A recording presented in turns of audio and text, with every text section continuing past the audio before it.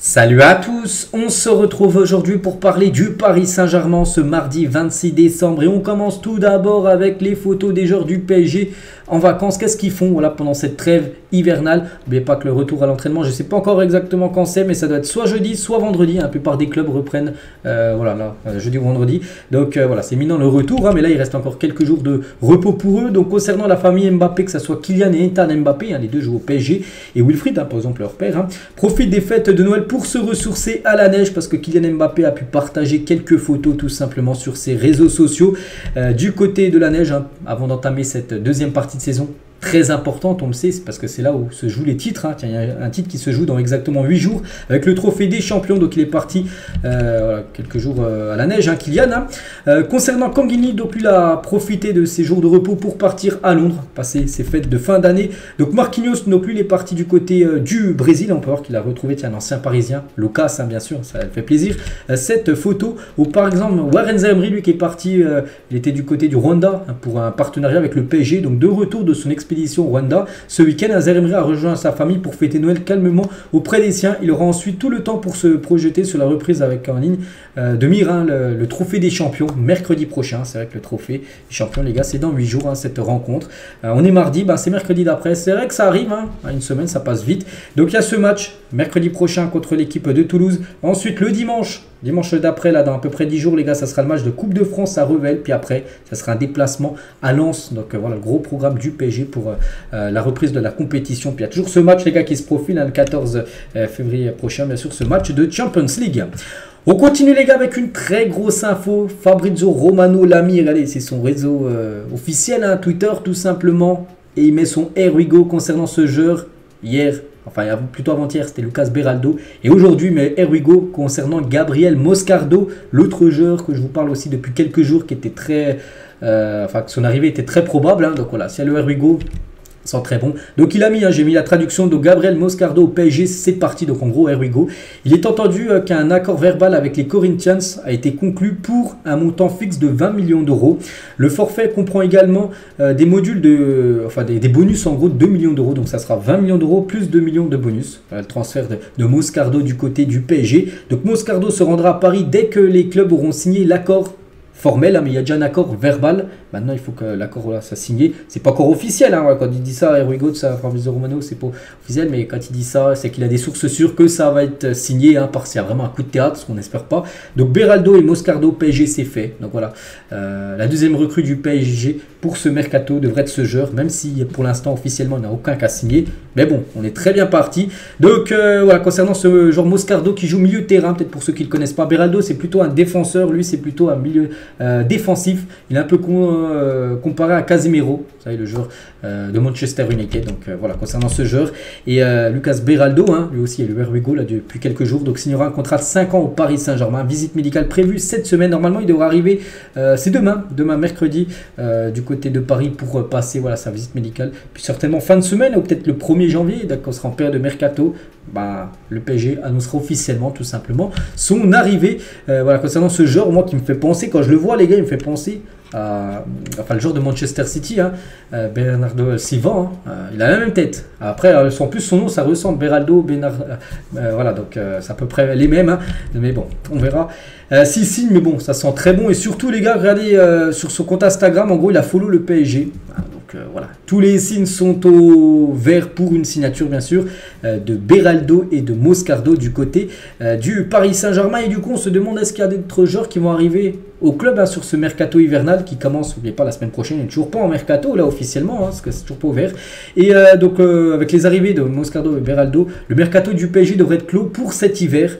Seules les opportunités seront scrutées. Bon après, pour l'instant on dit que c'est clos, mais on ne sait jamais avec le PSG. Il peut avoir bien sûr un autre transfert surprise, on peut dire, tout au long, courant du mois de janvier. Mais voilà, normalement pour l'instant, ça devrait être un peu plus, on va dire, un peu plus silencieux, on va dire, concernant les rumeurs là dans les prochains jours. Voilà, si une belle opportunité arrive, le PSG aussi ira chercher un autre joueur. On continue, on va parler de Ethan Mbappé, le petit frère de Kylian. Donc Paris échange avec l'entourage de Ethan Mbappé sur la signature d'un contrat professionnel, lui dont le contrat aspirant, donc en gros le contrat aspirant c'est un contrat jeune tout simplement, prend fin en juin prochain, c'est vrai qu'il est en fin de contrat avec le PSG, fin de saison. Et du coup le PSG souhaite lui proposer quelque chose, maintenant un contrat professionnel, un vrai contrat. Donc Ethan Mbappé n'a jamais caché son attachement sincère au Paris Saint-Germain. Donc un scout, ça veut dire un recruteur sur Ethan Mbappé à l'équipe.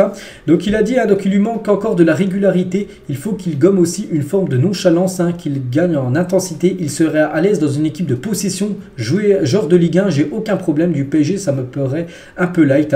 Donc voilà, pour un scout allemand les gars, c'est un recruteur qui regarde bien sûr tous les jeunes joueurs au monde, il a déjà bien sûr supervisé Ethan Mbappé, il pense que un joueur de Ligue 1 il n'y aura aucun problème au PSG. Dans le club du PSG, que la concurrence qu'il y a, c'est un petit peu light, tout simplement, Ethan Mbappé. Après, voilà, ça peut être un joueur, bien sûr, pour le futur, pour l'équipe. Et toujours avec un recruteur étranger sur Ethan Mbappé. On sent le potentiel, il a de réelles aptitudes techniques. Il comprend le jeu, il a toujours cette intention de casser les lignes par la passe. Il a progressé dans la transition défensive et dans le volume. Mais il doit encore énormément progresser. Après, il est tout jeune. Il a seulement, je crois, il a 17 ans. Il a une énorme marge de progression, Ethan Mbappé. Donc, voilà. Après, ça peut être un joueur pour le futur. Voilà. Après, n'oubliez pas qu'il ne joue pas le même poste que son grand frère, Kylian Mbappé. Et en Asie, donc l'été dernier, donc Ethan Mbappé n'a pas surpris en interne. Ça fait longtemps que j'aime sa manière de s'entraîner. C'est un joueur très intéressant qui a beaucoup de personnalité, disait Luis Enrique, parce qu'il avait fait la première partie de saison, on va dire la tournée asiatique. Il était parti en Corée et au Japon, bien sûr, faire cette tournée de son grand frère. Kylian ne l'avait pas fait parce que, souvenez-vous, il était puni par le PSG parce qu'il ne voulait pas prolonger. Donc, bref, il a un nom de famille dur à porter, mais il a beaucoup de valeur. Il est préparé. Voilà ce qu'avait dit Luis Enrique il y a encore quelques semaines. On continue, cette fois-ci, on va parler de Kylian, son grand frère. Donc, Kylian peut signer où il le souhaite dans une semaine. Voilà, c'est vrai qu'il peut signer à partir du 1er janvier dans un club et arriver dans ce club 6 mois après, à la fin de son contrat au PSG. Mais c'est vrai qu'il peut déjà se mettre d'accord. Par exemple, je sais pas, je prends pif le Real Madrid parce qu'on sait que le Real est très intéressé. Il peut là, le 1er janvier, en gros un accord avec le Real. Et il rejoindrait cette équipe. C'est vrai que là, il va falloir vraiment se poser la question concernant le futur de Kylian, parce qu'une perte de Kylian, ce sera un gros coup dur. Bon, après, une perte de Kylian en récupérant de l'argent, ça limiterait, on peut dire, la casse, parce que le perd gratuitement, là, ce serait vraiment une catastrophe. Donc, à votre avis, qu'est-ce qu'il va faire? Départ libre, prolongation, attend de la décision jusqu'en juin, on ne sait pas. Donc, moi, j'espère, bien sûr, une prolongation. Ce serait la meilleure nouvelle. Et voilà, un départ, ce serait une catastrophe, parce que quand tu sais l'influence qu'il a actuellement dans l'équipe du PSG, perdre Mbappé, il n'y a aucun joueur actuellement qui pourrait le remplacer, peut-être Haaland, mais voilà, Haaland, le PSG ne pourra pas le recruter, donc voilà. Et concernant Kylian, les gars, on peut voir que Manchester United, version Ineos, veut déjà du lourd. Et pourquoi je parle de Kylian? Parce que dans la liste des joueurs que Manchester cible, il y a Kylian Mbappé, parce qu'en gros, Manchester a été racheté 25% de leur capital par le groupe Ineos, et ils souhaitent investir pas mal d'argent sur le mercato, et ils souhaitent Mbappé l'été prochain du côté de Manchester. En espérant pas qu'il aille là-bas, bien sûr, Kylian Mbappé. Sur les matchs à l'extérieur, Donnarumma dispose du meilleur pourcentage d'arrêt, 82%. Donc Arnaud Tenas a signé, lui, 84% d'arrêt cette saison, mais il n'a disputé que 3 matchs de Ligue 1. Donnarumma, parmi les portiers ayant été le moins de fois à chercher un ballon dans ses filets. Donc, en gros, c'est quelques statistiques, bien sûr, sur les gardiens de but. Et pour finir avec les gardiens de but, on va parler d'un gardien qu'on parle quand même peu, c'est Alexandre Letellier. Mais pas qu'il a été victime d'un cambriolage, là, il y a encore quelques jours. Et un proche de Letellier à l'équipe, donc il vient de la région parisienne et surtout a plein de potes qui sont ultra au PSG, ou supporters du PSG, jouer une finale de coupe contre Paris, Angers et PSG. Ça avait été incroyable pour lui. Toujours, son père, on peut voir, un fan absolu du PSG, a transmis le virus. En gros, c'est un grand fan du PSG. Il a toujours voulu jouer au PSG. Donc lui, même s'il ne joue pas au PSG, parce que c'est le 4e gardien de l'équipe, c'est pas grave, rien que d'être dans l'équipe parisienne. Il kiffe ça, bien sûr, Alexandre Letellier. Makonda sur Letellier à l'équipe, donc c'est un gardien travailleur, le Titi par excellence, avec un super état d'esprit collectif. Sa famille cultivait ça. J'espère qu'il ne m'en voudra pas de le relever. On le surnommait le chewing-gum parce qu'il était grand et smooth. Voilà. En interne, sur Letellier, donc ce n'est pas quelqu'un d'extraverti, mais il parle à tout le monde et ne va pas changer son attitude selon qu'il a en face de lui. Donc voilà, c'est quelqu'un qui parle à tout le monde, que tout le monde enfin tout le monde il a une bonne relation en gros avec tout l'effectif tout simplement parisien, le Tellier. Son salaire les gars du côté du PSG, donc il touche un peu moins de 50 000 euros par mois. Bon ça reste bien sûr un gros salaire mais bien moins par rapport aux autres joueurs, hein. Par exemple Mbappé les gars c'est plus de, il est plus du million, hein. Je crois que c'est 1 500 000 qui touche par mois, et lui à 50 000, bon ça reste bien sûr un très gros salaire, hein. Bon bref, le prolongé, l'enjeu est un peu plus symbolique qu'économique, hein, ce fan absolu du PSG, donc c'est quelqu'un qui fait son taf avec humilité et qui est toujours très positif en interne.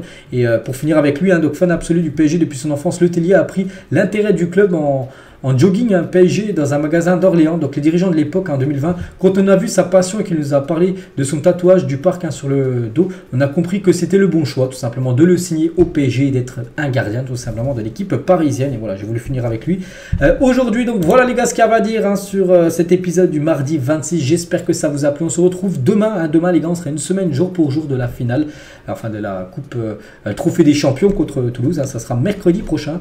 Voilà, allez moi je vous laisse les gars, bon mardi à vous et à demain.